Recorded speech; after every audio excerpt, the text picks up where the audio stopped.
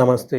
ధనుసు రాశి వారికి అక్టోబర్ 2025 మాసంలో గనక చూసుకుంటే ఈళ్ళకి ఎలా ఉండబోతుంది అని ఒక ముక్కలో గనక మీరు అడిగితే ఈళ్ళకి చాలా చక్కగా బాగుంటుందని మనం గమనించుకోవాలి.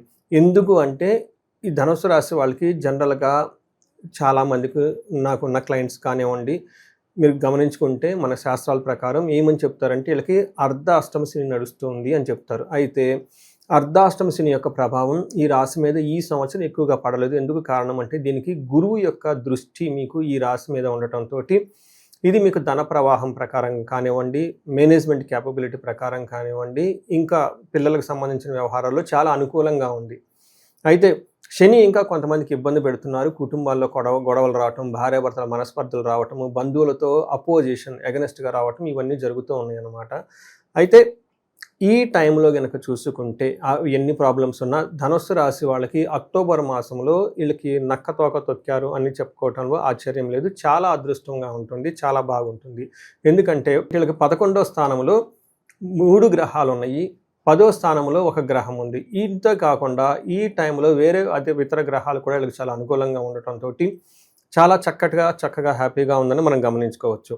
ఫస్ట్ ఇందులో ఉన్న నక్షత్రాలు గనుక చూసుకుంటే మూలా నక్షత్రం 1, 2, 3, 4 పాదాలు, పూర్వాషాఢ 1, 2, 3 పాదాలు, ఉత్తరాషాఢ ఫస్ట్ పాదం అంతా ధనుసు రాశిలో ఉంటారు.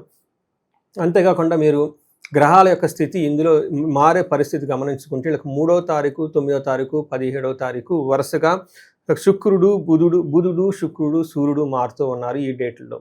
ఈ డేట్స్ ప్రకారం కనుక చూసుకుంటే మనకి లఘు గోచారం, సూక్ష్మ గోచారం అన్న దాంట్లో ఏ విధంగా ఉంది అంటే ఇందులో సూర్యుడు వీళ్ళకి 11వ స్థానంలో ఉండటంతో కుజుడు కూడా 11వ స్థానంలో ఉండటం, బుధుడు 11వ స్థానంలో ఉండటం, శుక్రుడు 10వ స్థానంలో ఉండి విపరీత వేద ఉండటంతో ఈ 4 గ్రహాలు ప్లస్ వేరే కొన్ని గ్రహాలు కూడా వీళ్ళకి అనుకూలంగా ఉండటంతో చాలా బాగుంటుంది.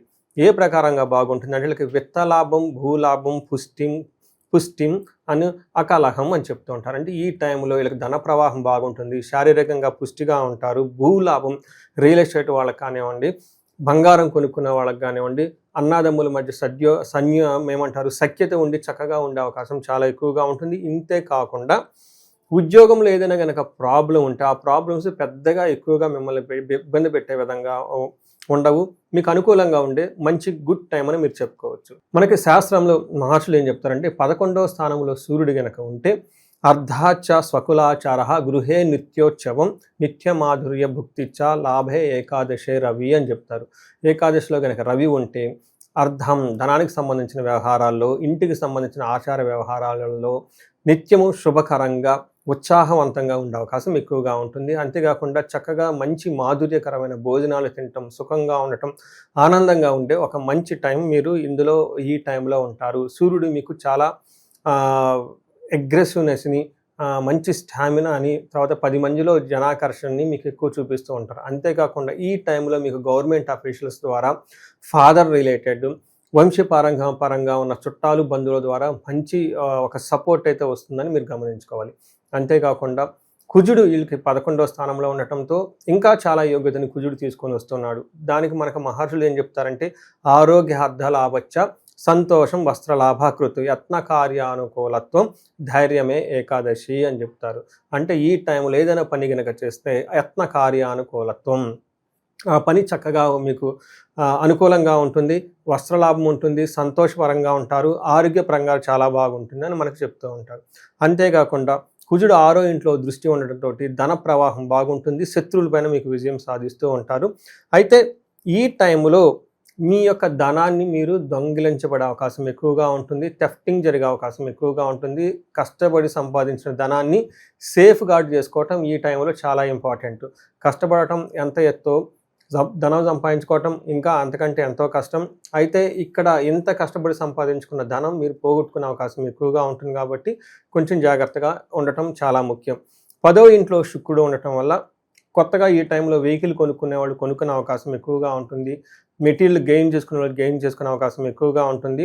ఓవరాల్గా కనుక చూసుకుంటే ఈ టైంలో మీకు స్త్రీల ద్వారా ఏదైనా మనస్పర్ధలు ఉన్నా, లేదంటే శత్రువుల ద్వారా మీకు భయం ఉన్నా, ధనానికి సంబంధించిన ఏదైనా రిస్క్ ఫ్యాక్టర్లు ఉంటే ఆ రిస్క్ అనేది ఎక్కువగా జరగకుండా మిమ్మల్ని ప్రొటెక్ట్ చేస్తుంది కొంతకాలం ఈ శని యొక్క సూర్యుడు యొక్క విపరీత వేద ఉండటంతో. సో ఇది గమనించుకొని ఈ మంత్ చక్కగా ప్లాన్ చేసుకోవాలని చెప్పేసి నేను కోరుకుంటున్నాను. అయితే మనకి నక్షత్రం ప్రకారం కూడా అంగగోచరము అని ఒక కాన్సెప్ట్ చూసుకుంటే ఇందులో మూలా నక్షత్రం, పూర్వాషాఢ, ఉత్తరాషాఢ నక్షత్రాలు ఉంటాయి. ఇందులో మూలా నక్షత్రం వాళ్ళకి మీరు చూసుకుంటే వస్త్రలాభము, సౌఖ్యము, పరవాసము, క్షేమము, లాభము. చూసారు, అన్ని లాభాలు చాలా పాజిటివ్గా ఉంది. అయితే కొంచెం హెల్త్ కాంప్లికేషన్స్ ఉండే అవకాశం ఎక్కువగా ఉంటుంది మూలా నక్షత్రం వాళ్ళకి. పూర్వాషాఢ నక్షత్రం వాళ్ళకి అగాని వీళ్ళకి వస్త్రలాభము, పరవాసము, సౌఖ్యము, క్షేమము చూపిస్తూ ఉంటుంది. కానీ దేహ పీడనం, కొంచెం శారీరకంగా హెల్త్ కాంప్లికేషన్స్ ఈ నక్షత్రం వాళ్ళకి కూడా ఉంది. ఉత్తరాషాఢ నక్షత్రం వాళ్ళకి క్షేమము, పరవాసము అంటే ఫారిన్ వెళ్ళే అవకాశము, లేదంటే వేరే చోట్ల ట్రావెల్ చేసి అక్కడ సెటిల్ అయ్యే కొంతకాలం నివసించే అవకాశం ఉంటుంది. వస్త్రలాభం ఎక్కువగా చూపిస్తూ ఉంటుంది. అయితే వీళ్ళకి హెల్త్ కాంప్లికేషన్స్ కొంచెం ఎక్కువగా చూపిస్తూ ఉంటుంది. చూసారు కదా, ఓవరాల్గా కనుక చూసుకుంటే ధనుసు రాశి వాళ్ళకి ఒక బెస్ట్ టైం అక్టోబర్ మంత్. ఈ మంత్లో దసరా పండుగ ఇంకా చక్కగా జరుపుకోండి. మీకున్న నెగిటివ్ ఎనర్జీ అంతా పోయి గ్రహాలు ఇంకా మీకు అనుకూలంగా రావడానికి, ఎప్పటి నుంచో ఉన్న పూర్వజన్మ కర్మలన్నీ పోయి సదుద్దేశంగా ముందుకెళ్ళడానికి ఎంతో ఉపయోగపడుతూ ఉంటుంది. అంతేకాకుండా ఈ గ్రహాలు అనుకూలంగా ఉన్న ఈ టైంలో మీరు మహాలక్ష్మీదేవికి సంబంధించిన విశేషమైన పూజలు చేసిన, పాశుపత అభిషేకాలు చేయించుకున్నా కానీ, దీపావళి ముందు వచ్చి ధనత్రయోదశి రోజున లేదంటే దీపావళి రోజున విశేషంగా అమ్మవారి పూజలు సెలబ్రేట్ చేసుకున్నా కానీ, భక్తి శ్రద్ధలో జరుపుకుంటే ఇంకా మీకు ధన ప్రవాహం వచ్చే అవకాశం ఎక్కువగా ఉంటుంది. ఇది కాకుండా ఎవరైనా గనక ఇది ఏలినాడ్సిని యొక్క ప్రభావంతో ఉండి ఈ రాశితో పాటు ఇంట్లో ఇంకా వేరే రాశి వాళ్ళు, లేదంటే మీరు గనక గమనించుకుంటే సింహరాశి కానివ్వండి, కుంభరాశి కానీ, మీనరాశి కానీ, మేషరాశి ఎవరైనా గనక ఇంట్లో ఉంటే వాళ్ళ యొక్క ప్రభావం మీ మీద అధికంగా పడి, లేదంటే మీ యొక్క ప్రభావం అధికంగా వాళ్ళ మీద పడి ఇబ్బందులు ఎక్కువగా అయ్యే అవకాశం ఎక్కువగా ఉంటుంది. ఒకసారి ఇంట్లో ఈ రాశులు ఉన్న వాళ్ళు కనుక హారోస్కోప్ చెక్ చేయించుకుంటే మీకు శనికి సంబంధించిన ఏమైనా దోషాలు అవన్నీ పరిహారాలు చేసుకుంటే ఈ టైంలో చాలా బాగుంటుంది. ఈ రాశిలో ఇంకా ఎలాంటి ప్రాబ్లమ్స్ మీరు ఫేస్ చేస్తున్నా కానీ ఒక్కసారి ఇండివిజువల్గా జాతకంని విశ్లేషణ చేయించుకోండి. దాంట్లో ఇంకా ఏమైనా దోషాలు ఉంటే తీసేయించుకొని తగ్గ పరిహారాలు చేసుకుంటే లైఫ్ అనేది ఇంకా మీకు ముందుకు 10 అంతలు వెళ్ళటానికి ఎంతో ఉపయోగకరంగా ఉండే అవకాశం ఎక్కువగా ఉంటుంది. ఈ రాశి వాళ్ళకి దసరా మరియు దీపావళి శుభాకాంక్షలు తెలుపుతూ మీరు ఇంకా 10 రెట్లు ఉన్నతంగా జీవితంలో ఎదగాలని, అష్టైశ్వర్యాలు కలగాలని, భోగభాగ్యాలు కలగాలని చెప్పేసి నేను కోరుకుంటున్నాను. నమస్తే.